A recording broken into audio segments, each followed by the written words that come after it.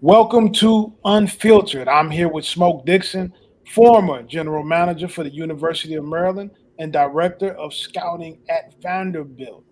Also, a 7-year NFL scout with the Buffalo Bills.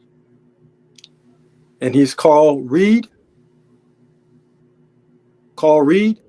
state championship winning head coach in football and basketball. He's also the only coach to ever coach top 100 players in men's basketball, women's basketball, and football, and also coach three Adidas All-Americans in the football game. Now, Carl, you are so also known as the most connected in this game. Let's get to this unfiltered show. I'm ready. We got a good one for him today. Smoke and I will touch on the latest headlines and tell you what's really going on in college football. In today's episode, we will discuss why Smoke did Penn State linebacker Abdul Carter switch to defensive end. Which quarterback has the most to prove in 2024? Also, special guest, University of Kentucky Associate Head Coach Vince Marrow joins the show today. Who we're calling out, Smoke? At the end of the show, our flag on the play segment. We got some people we got to call out today, too. And Carl, you already know what this is, man. This is the part of the segment, like it or swipe it. I like it or swipe it is when Carl and I touch on the trending topics. Both of us get our chance to give you our unfiltered point of view. If we like it, we'll give it a thumbs up, unpack the issue. If we swipe it, we'll quickly move on and get to the next trending topic. Carl, the first one of the day. Let's start off in Penn State. This is where Penn State linebacker Abdul Carter is changing positions from linebacker to defensive end. Now, James Franklin, head coach, said when they recruited him, they knew at some point that he would move to defensive end.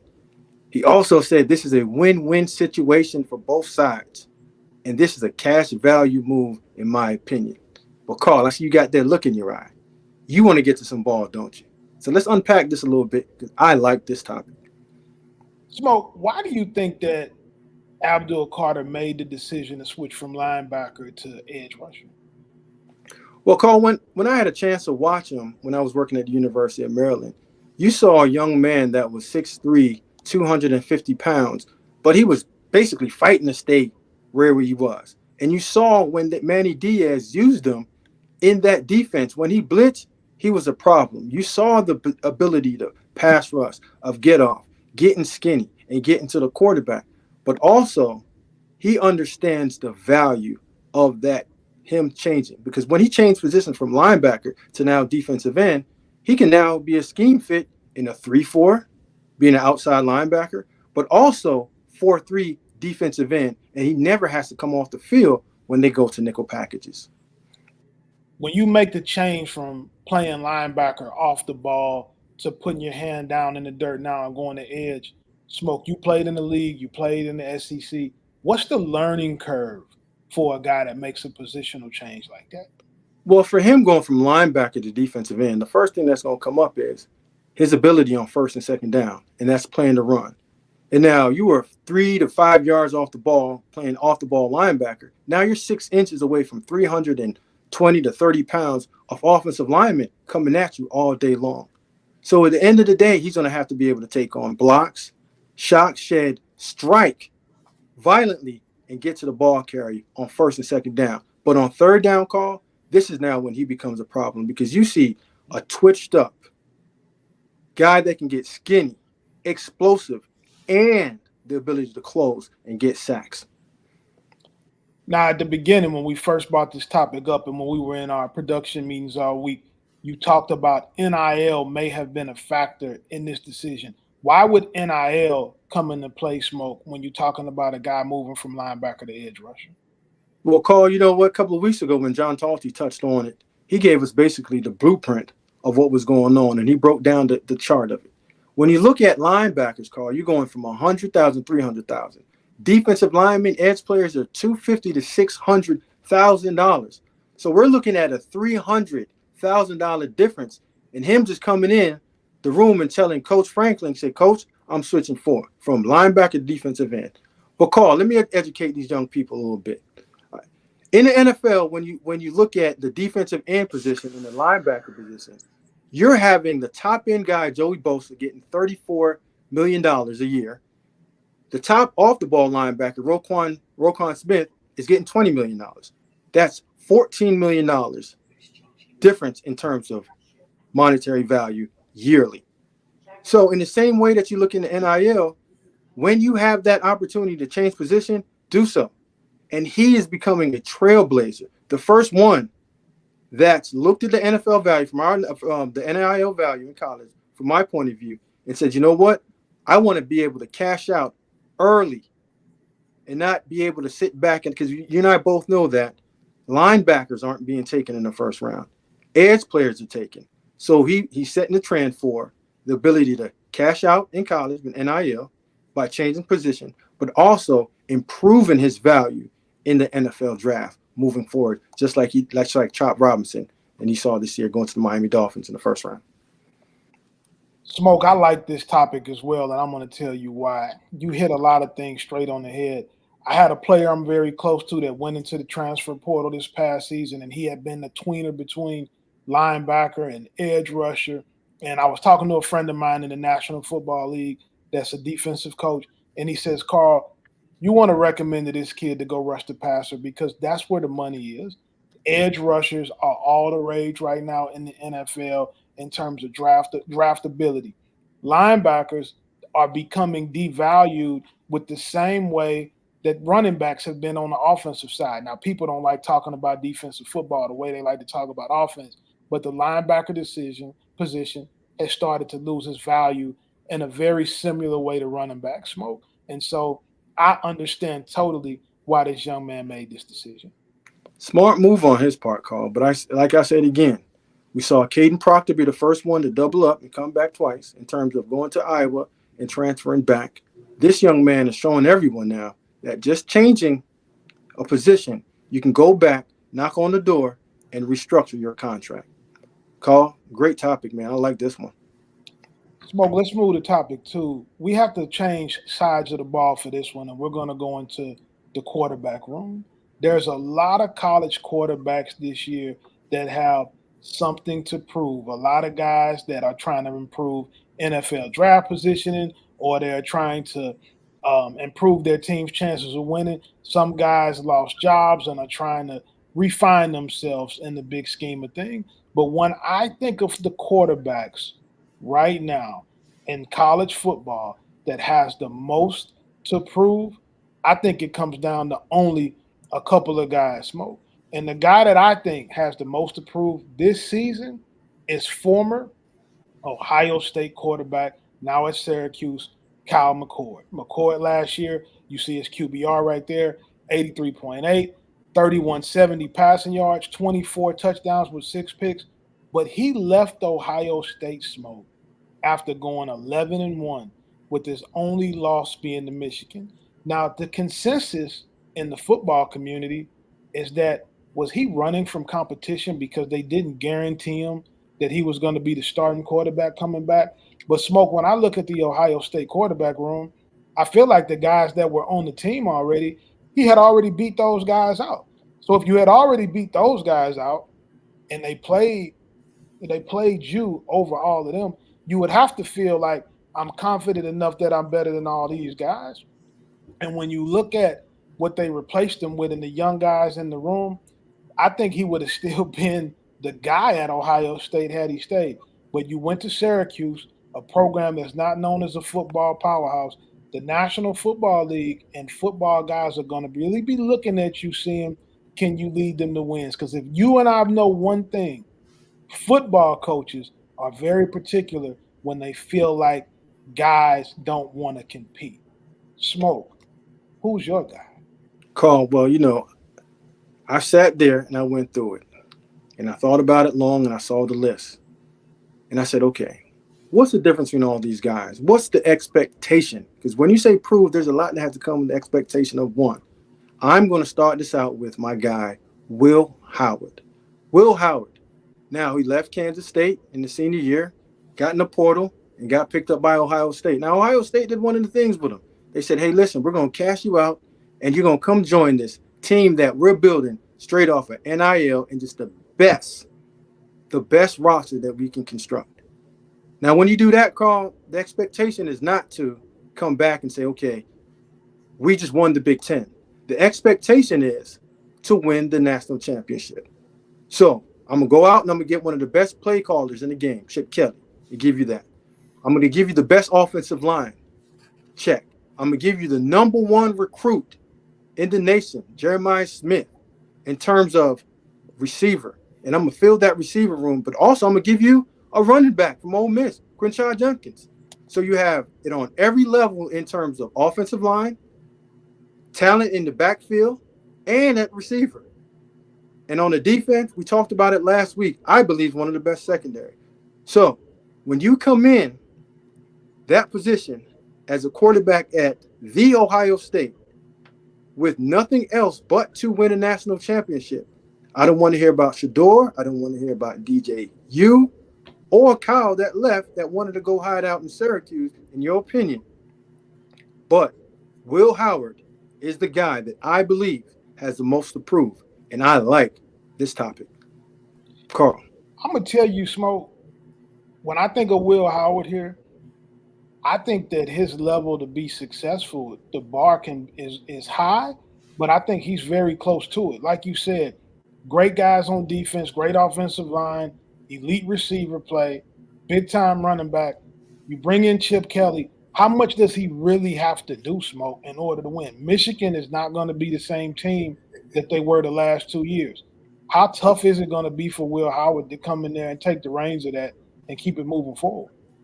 Well, Carl, we could have said the same thing about your guy, Kyle McCord last year. All you had to do was hand the ball off and get the ball in to Marvin Harrison Jr. But, again, you have that one game that you have to win. So when you look at quarterbacks, typically a guy that's on a team that's loaded, old Alabama football teams with A.J. McCurran and Jay Coker, and even our guy Greg McElroy, all they had to do was to get you to the game, and you had to get 4 to 5 plays in important games, the SEC championship or the Big Ten championship in terms of Will Howard this year. 4 or 5 plays in each game will get you to the position of being the guy that proves me wrong and makes everybody in Buckeye land very happy. Smoke, now you and I have both been on the recruiting trail. You as a college coach and a former recruit, me as a high school coach. And our guest today is a legend on that recruiting trail in the business. He strikes fear a lot of times in other coaches when he's going after kids that they want.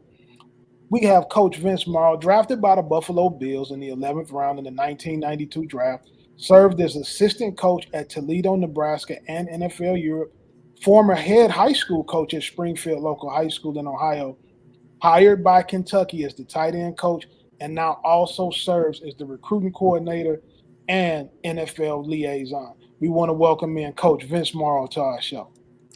Glad to be on, guys. Just another day in Lexington. About to ramp it up with some high school camp Sunday. So glad to be on you guys' show. Coach, they say wherever you at, the sun shines brighter, the water is wetter, and the ice is colder. That's what they tell me out in the streets. Man, I don't know, man. I just like to say, man, like, you know, in this business, I love what I do. Working for a great guy that I grew up with, working for a great university. So been here 12 years. There's been other people that called, but I stayed planted here because when you're around good people, administration, the president, on down, everybody's all in. And so it makes it a great place to be at. Now, you brought up Stoops already. You attended Cardinal Mooney High School in Youngstown, Ohio. Now, we're talking about the DeBartolo family, the Yorks, the Stoops brothers, the Pelini family. This is what your alumni functions and class reunions look like. You've worked as a graduate assistant under Pelini, as a tight end coach under Stoops, high school teammates of yours in the past. How important is it for coaches to understand, to network and stay connected to people as you grow in the profession? You know, that's Carl's a good question. You know, people ask me, they say, man, your jump was you know, fast in college. And I was like, well, I spent, 6 years in NFL Europe as a coach. And then when the league folded, went to my alma mater, Toledo, was there, and then we got let go, and I was actually going to take a job with the 49ers, believe it or not. And at the time, my wife was she was director of UT Hospital, and so she had a really good job. And I was coaching at Toledo, and the suburb area we lived in was Springfield, and they had just built a new facility. And just make a long story short, one of our other coaches wanted that job, and so I called. It's all about connections. I called a girl that I went to college with. She was the principal, and she was like, "Well, we don't really want to talk to him. We want to talk to you." And I'm like, "I'm not going to be no head high school coach. You can forget that." And make a long story short, I was the first African American hired in that conference, and I was very happy. I remember the movie Coach. I wasn't on your level, Carl, but I was going to try to make it like Remember the Titans and let's just win and be there. And then my buddy Bo Pelini called me. People don't know me and Bo Pelini were best friends growing up, and he called me. And he's like, "Man, I need your help." I remember my wife looked at me like, "I am not moving to Lincoln, Nebraska." And we did. Was there for 3 years, and then we was going to,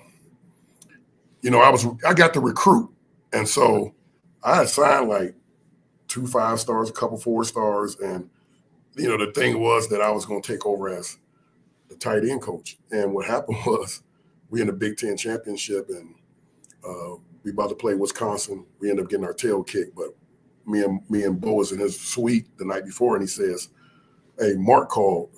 His nickname, which we all know, but he said Mark called, and he said he wanted to talk to you. And he was already about to make me the tight end coach there, but I was like, man, Kentucky, Lexington. I said I was doing damage in Ohio, but I mean, you go to Lexington, Cincinnati is only like an hour away. Columbus is 2.5 hours. Cleveland is 5.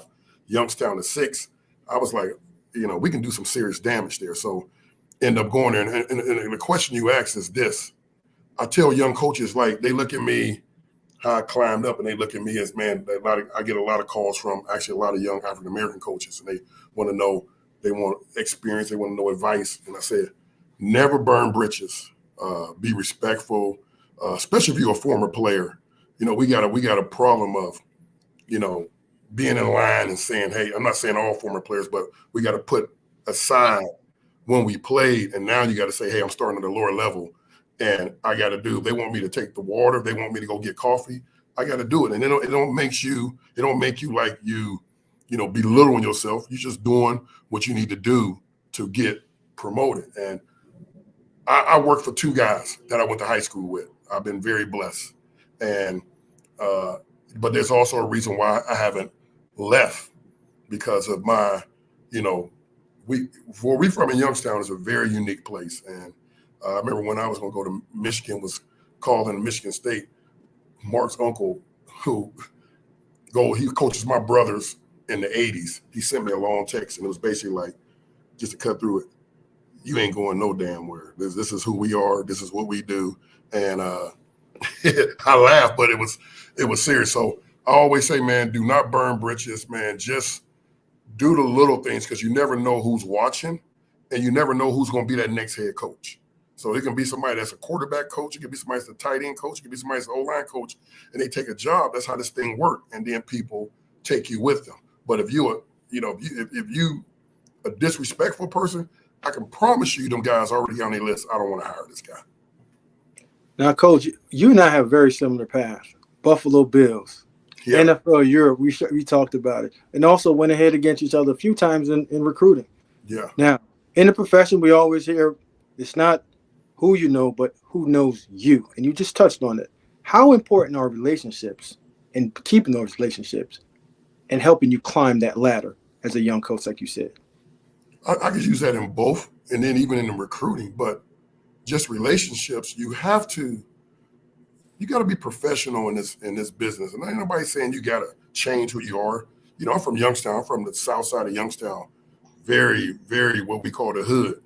But you got to be a guy that's willing to go above and beyond. And you got to be a guy that's willing to work with people who don't look like you. If you come from the inner city and you've been around, predominantly 90% African-American people, in this business, no matter whether you're going in Fortune 500, whether you're going in any kind of business, you're going to work with diverse people. So you have to learn how to work with people who don't look like you. And then secondly, you have to be a person who's willing to serve, who's willing to serve. It ain't always about you. Whether you score, 3-4 touchdowns a game, you ain't doing that no more. And you got to de-recruit your own self. And so you just got to make sure the relationships are very positive. You ain't going to be perfect, but people can see through who you really are. And like I say, in football, you guys know, it's a bond where it's the only place where it's, diverse a lot in these locker rooms. And you just have to be a person used to being around people who don't look like you too. Coach, you touched on something a second ago that I feel like is very important. Now, you had an unconventional start to your career. You've been a GA. You've coached at the high school level. Now you're at the University of Kentucky in the SEC. And so when you talked about players needing to deprogram themselves from being the top guy, that if they want to get into coaching, they have to start at the entry level. Can you kind of tell the players that are watching this what you mean by that? Well, prime example, it's a couple young men who were former players and they wanted to get into coaching. And I think they see, and Carl and Smoke, you guys know this. Most people look at where you at right now. Like Carl, they say you won 2 state championships. Smoke, you've been scouting all that, but they don't see the beginning part. And so a lot of these guys, when you give them what it's going to take, whether it be an intern or a scout or a quality control, it's going to take some sacrifice. Like days of you going home at 5 o'clock, 4 o'clock are over. You may go home at 1 o'clock in the morning on some days. And you got to be willing to do it. And I always tell people this, the reason why I recruited at a high level, because I love what I do. Like, I'm going to do this regardless. I did it in high school. It basically did it even in NFL Europe. So you got to be willing to sacrifice. And I think guys don't, when they look at what the hours are going to be, they're like, man, I don't know, because they, and I think Carl heard you say this on one of your shows. These guys, when you young coaches, they still want to kick it. And you ain't doing that when you a GA. You ain't even doing that when you're a coach because the hours that are spent. But when you're a GA or intern, just understand this, whoever's listening to me, it's a great profession to be in. It will pay off if you do the right things. But it's time consuming and you got to be willing to do it. If you ain't willing to do it, you ain't going to last. It's going to eat you up. You ain't going to last. Coach, you said a mouthful, and I agree 100% what you're saying, because when I started out, if you GA'd, you had to be in before everybody, and you stayed later than everybody. And most of the time, you slept in the office. Mm-hmm. I know you just touched on recruiting and the importance of recruiting, and we'll just flip a little bit to the recruiting side of it.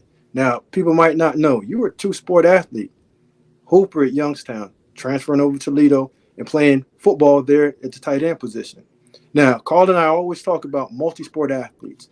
How much value do you place on the multi-sport athletes in your evaluation? Man, for me, and it's, I love going to watch basketball games. Guys that are football players.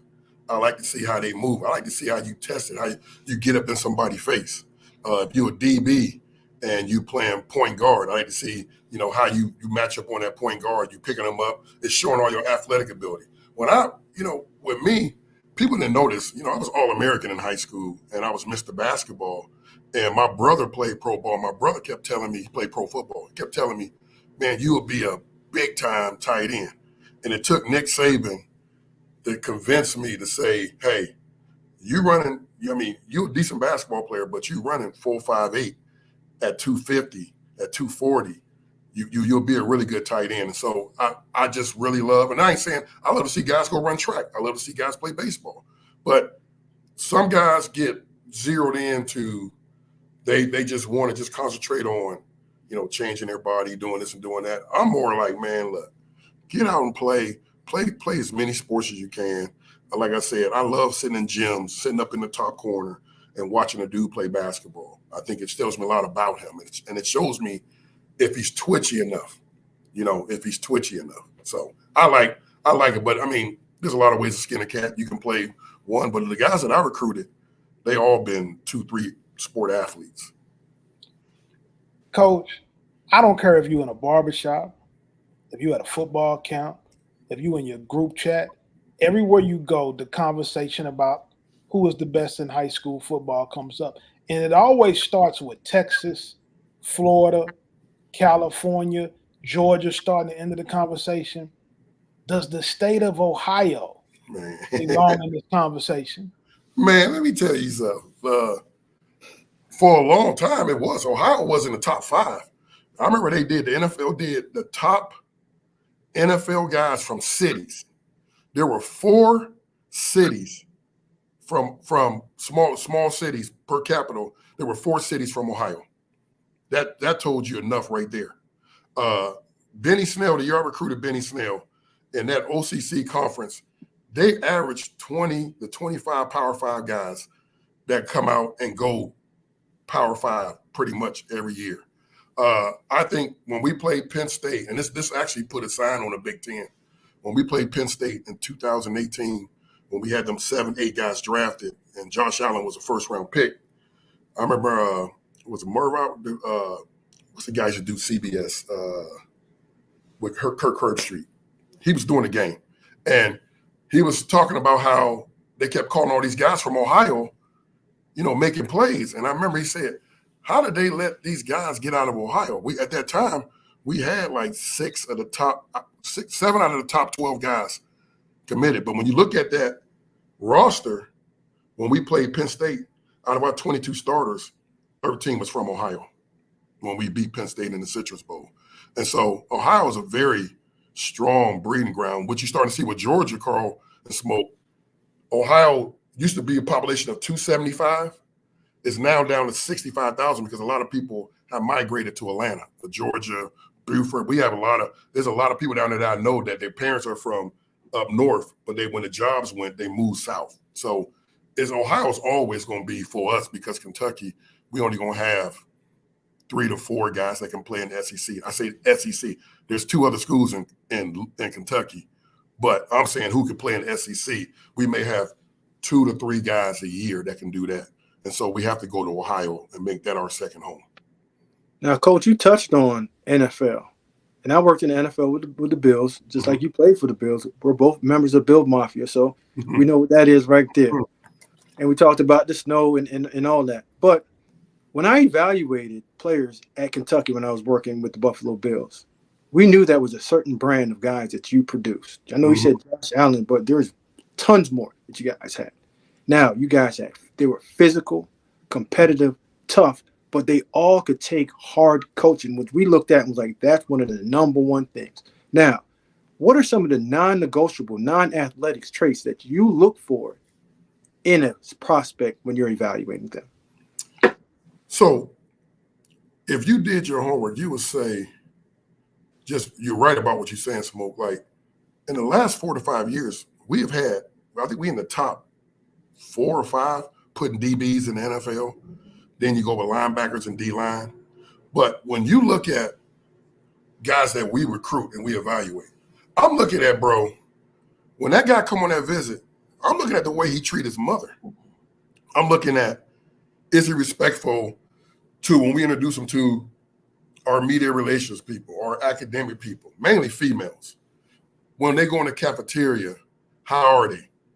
Are they, very respectful to the ladies that are serving them? Or it's like, hey, this is just what you're supposed to do. So I look at little things. Where me and Mark from, we are blue collar, old school. You respect your parents. You respect authority figures.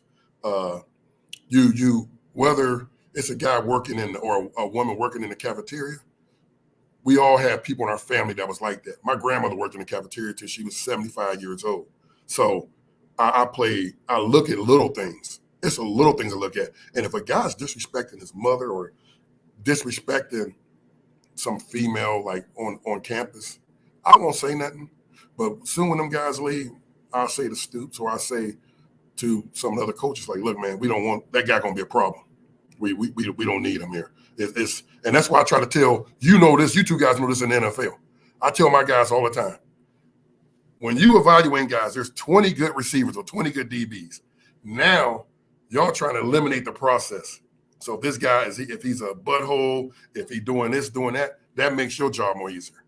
It's more broader with us of who we gonna bring on campus. And the last couple of years, we have really bought some high character guys that when you look at this board, all these guys on both sides, they all in the NFL.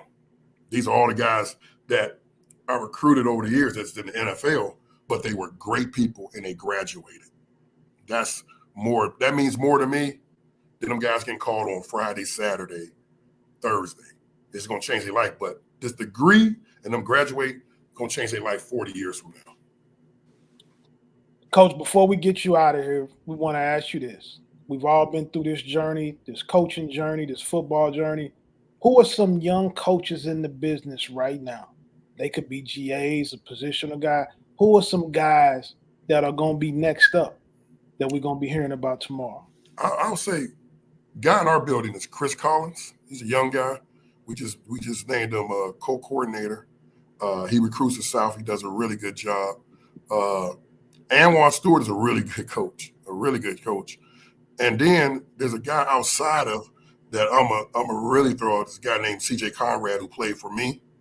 He was a 4-year starter. He was at EKU, went to the Giants, was there 2 years, and now he just got hired by Burns at Kent State. He's really going to be an upcoming guy. But the guy that I really like is Bush Hamden, the guy that we just hired. He's a young guy, was in the NFL some, and now he's, in college, and we just hired him as a coordinator. Guy can relate to players, can recruit well, but I think he's going to be a guy. I think him and Chris Collins are guys that you're going to hear about. I really do. Coach, we want to thank you for coming on with us today. Wealth of information, wealth of knowledge. Super fans of yours and the work that you put in. We appreciate you, my brother. We wish you massive success and good luck on your season this year. I appreciate it. I do got to say this, man. I ain't know I was around royalty. I ain't never been around a guy that won a state championship with girls and boys. I'm like, man, I'm surprised people ain't beating down your door, man. Jeez, I'm learning more and more about you. And I'm like, damn, I didn't know this cat won a state championship with girls. Hey, man, so I won a state championship in football and basketball as the head coach. I did not win a state championship in girls, but I also coached a girl who was a McDonald's All-American. Oh, so wait a minute. So you won a state championship with boys basketball and boys football? Yes. Come on, Smoke. What are we talking about, man? Man, listen, we're just honored enough just to be around them. Yes. You just some old riffraff just here just mumbling words, and he's just sitting there with a crown on his head. Smoke, I listened to you guys a couple shows, and I was like, these brothers, I will stamp this. What y'all talk about is legit, is real, and it's true. And I think a lot of inspiring coaches that are young need to listen to y'all show. And athletes that's getting recruited need to listen to y'all show. Because, brother, I just happened one day to listen to y'all, and I was like, man, these two guys, this is legit. So I really appreciate y'all having me on, man. And I keep praying for you guys. And, y'all got to come up here and catch a football game. We will. We will. We're going to get up there and check you out for sure. Okay, man. All right, Coach. Appreciate you guys. Thank you. Later. Smoke. Hey, he's serious, bro. I hope that guys that watch this and that watch the segment really go back and listen to some of the jewels that he's dropping and the knowledge that he's giving on relationships, on how to extend your career, how to move up in the business. He's a serious piece of work in the business, bro. Coach, you talking about a guy that showed you humility, how to just stay with the process all the way through. I see why you have guys that show up to Kentucky when he's recruiting them. I've recruited guys that he recruited. Bro, when I say that he is stamped as a guy that is just a filler and a bond for relationships, I can see why just from this conversation with him. And again, man, what a wealth of knowledge that he just laid heavy on young coaches, young players, old coaches, and just anybody that had a willing ear today, just to hear a guy that's been through everything from changing positions, changing from one sport to the other, but still making it, but still got that smile on his face, just because he felt like that iron, sharpened iron, and all those scars just made him stronger. The most important takeaway I have from his conversation, because you talking about he went to high school with Pelini and Stoops, best friends growing up. After all of these years, high school, college, the National Football League, all of that, they still want to be around them. They still continue to have that bond. And that says a lot about what your character is when the people you came up with still gravitate to you after all of that time. Because you know from being a young man to an old when a lot of things happen. And so your character shines through. Absolutely, Carl. And like you said, it's not who knows you, it's who you know and how good you are to a person that keeps you true all the way through years of helping you just getting your career started from when you was a high school guy all the way through NFL and got locked back in with those guys down the line and still won't leave. I can see why you won't leave. I wouldn't leave my friend either in terms of going for another job just to leave for a couple of M's. Now, Smoke, before we get out of here, you know we got some flags to hand out.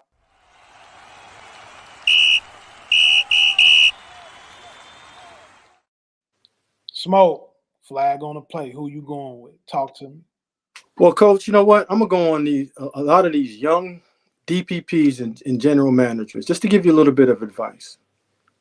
Now, we all work in the world of rankings, and that's our rankings that we put out there, and that's just who we think are good football players overall. But please stop using rankings to run your recruiting board, because just like Coach just said, your recruits are your recruits. Your 5 stars are your 5 stars. Set your goals and your criteria and your characteristics and your non-negotiables at a high level. So when guys do come in your building, they fit into that box. It's not about who wins on signing day or who has the highest ranked players that they've signed. It's who are the guys that fit your program. Take it from Coach Morrow, he just told you. If those guys were turds when they came in your building, regardless of where they were ranked, if they don't fit in your character box, if they don't fit on your team of all the checks that you guys go through, don't take them, because they're one bad apple will ruin a bunch. Carl, what you got? Smoke, I'm throwing the flag today on all the people who keep saying that the business is affecting high school kids. We heard a ruling yesterday. The NCAA is going to give an additional year eligibility to anybody who was ruled ineligible for 2019 and 2020. And I immediately was bombarded from high school coaches, trainers, parents, and kids that the NCAA does not care about high school recruits. To be honest with you, the NCAA doesn't care about anybody. They care about themselves. But it's time for you to stop crying and for you to perform. You got mega camps all summer. You got a high school season this fall. Go play dominant football. Don't look for anybody to save you. You have to save yourself. Dominate in camp, dominate on the field, dominate in the classroom, and you'll end up somewhere. If you don't end up playing Division I football, it's not because of the transfer portal. It's because they're deeming that you need to go to a sub-Division I level, improve yourself. And you can be like Cody Schrader, who started off at Division II and went to Missouri and ended up leading the SEC in rushing and was first team all SEC. You can be like Jared Verse, who nobody knew about. He went to Albany as a 6'2", 200-pound guy, got 11 sacks, transferred to Florida State, and came out a top 20 draft pick in the NFL. Crying behind a keyboard is not going to put you in position to get a scholarship or getting recruited. You better get outside on the grass and play amazing football, because that's what it's going to take to be at the top level. And Smoke, here's the thing. We got to find out this summer who's going to go from suspect to prospect, from prospect to project, and from project to the main deck. You got an opportunity, and it's all on you. It's not on the NCAA. It's not on anybody on Twitter. It's not on your high school coach. It's your job to get yourself recruited. Man, well said, Carl. But Carl, you know, I got a bone to pick with you. What's up? Because you set me up for the last couple of weeks. You had Kenyatta Watkins on that just beat me up for being a Bama guy. And you sat there and you trolled along with him. Then you and I sat at your dinner table, had a great meal. My man, I appreciate you welcoming the family over and hooking us up. But then we sat down, we talked about Cam. We went in on it because, hey, listen, the subject was newsworthy and it was all right for like or swipe. But man, my phone been getting crushed. We are trending on the net. Bro, why you set me up like that, man? I was only speaking my mind. And again, I'm never going to back off the truth. Everybody know who I roll with, right over my shoulder. Bama to the day that I die. But Carl, what you been hearing about, man, to set me up with Cam Newton like that? Well, I'm hearing that you're not welcome in Tuscaloosa, at least for the next 365 days, because you came on there and you praised Cam Newton. But upon further review, you got this thing that you say, cut on the tape. Cut on the tape. You cut on the tape and you look at it for exactly what it is. We got to give flowers to Cam. Cam Newton is the real deal. And I can't think that you're wrong in this situation. I thought you were crazy when you said it initially. And maybe I let the emotions of the crowd that was around us at my house play into how I felt in the moment. But you brought up a good argument. I got to go with Cam Newton as the king of the SEC, just like you.